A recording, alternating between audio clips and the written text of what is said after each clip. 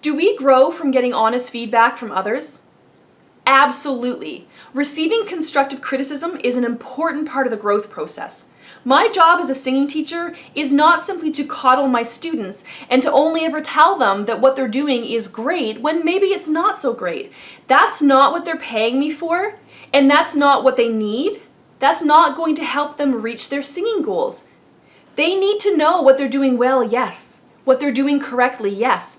But they also need to know what they're not doing so well, what they're doing poorly.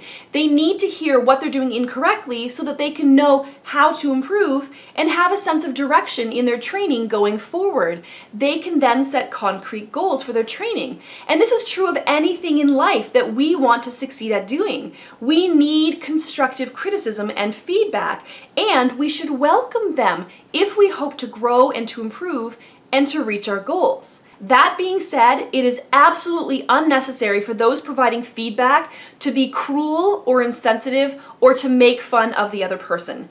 And it's psychologically damaging. It's one thing to tell someone that they need to improve in this area or that area. That's constructive criticism. It's designed to be helpful. We can be completely honest with someone, but be encouraging and kind at the same time. We don't have to be brutal or insensitive in order for that other individual to get the point and to be made aware of what needs to be improved. That is not being constructive. Constructive, by definition, means serving a useful purpose and tending to build up. Constructive criticism does not entail tearing the other person down. There seems to be a little bit of confusion about this. It would appear as though some people don't know the difference between honesty and cruelty, or constructive criticism and destructive criticism. And honestly, I think it speaks to their characters, to the kinds of people that they truly are on the inside. Whether that feedback is given using brutal honesty or the honest truth spoken kindly and with the motivation of actually helping, it's still the exact same feedback that the individual's receiving, but the delivery is more palatable and more likely to motivate. Generally speaking, most singers will respond more favorably to the same feedback when it's given to them in a way that treats them as having value as human beings. And it's not just about the performer needing to grow thicker skin. It's about what seems to be the lost art of constructive criticism.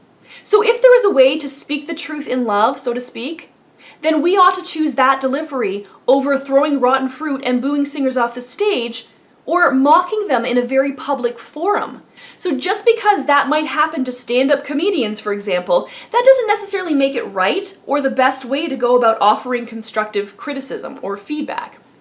So putting ourselves out there to be vulnerable and mastering this thing called singing are difficult enough as it is. We don't need somebody else being brutal and cruel toward us. So when you offer your opinion of someone's singing, whether that's here on YouTube or out there on some forum, do so with kindness. Understand the difference between constructive criticism and destructive criticism, and choose the former. Ultimately, as a singing community, as a vocal pedagogy community, we should be building one another up, helping each other grow, helping each other reach our goals, not tearing each other down.